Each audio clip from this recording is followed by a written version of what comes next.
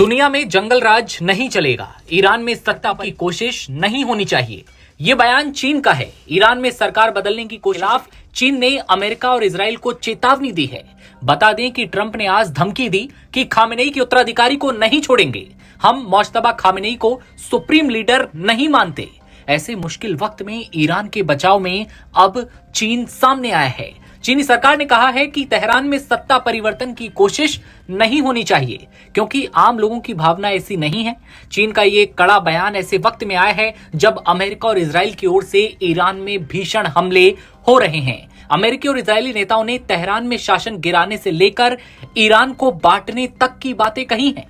चीन ने नाम लिए बिना अमेरिका की कोशिशों को जंगल राज कहा है। आपको याद हो तो खामेनेई के बेटे मुश्तबा को ट्रंप ने नया सुप्रीम लीडर मानने से भी साफ इनकार कर दिया है। धमकी दी कि जिन लोगों ने नया सुप्रीम लीडर बनाया उन्हें नहीं छोड़ा जाएगा। यहां तक कहा कि खामेनेई के उत्तराधिकारी को हम नहीं छोड़ेंगे और बिना अमेरिका की सहमति के किसी को ईरान का सुप्रीम लीडर नहीं बनाया जा सकता। ये तो वो धमकी थी जो ट्रंप ने दी, और ये सब चल ही रहा था कि चीन ईरान के बचाव में कूद पड़ा है। चीन ने इजराइल और अमेरिका को चेताया है। चीन के विदेश मंत्री वांग यी ने रविवार को बीजिंग में कहा कि क्रांति की साजिश रचने या सरकार बदलने की मांग करने वालों के लिए ईरान में कोई पॉपुलर सपोर्ट नहीं है।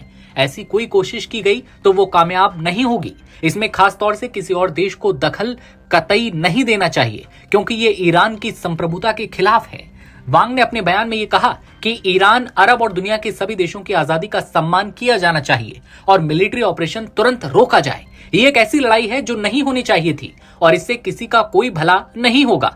हथियारों की ताकत पर लड़ाई से सिर्फ नफरत बढ़ेगी और नए नए संकट पैदा होंगे। चीन के मंत्री वांग यी ने अमेरिका और इजराइल को सीधा संदेश देते हुए कहा है कि मिडिल ईस्ट के लोग अपने इलाके के असली मालिक हैं। इलाके के मामले वहां के देशों को खुद से तय करने दीजिए। वहां के लोग ये तय करेंगे कि वो क्या चाहते हैं।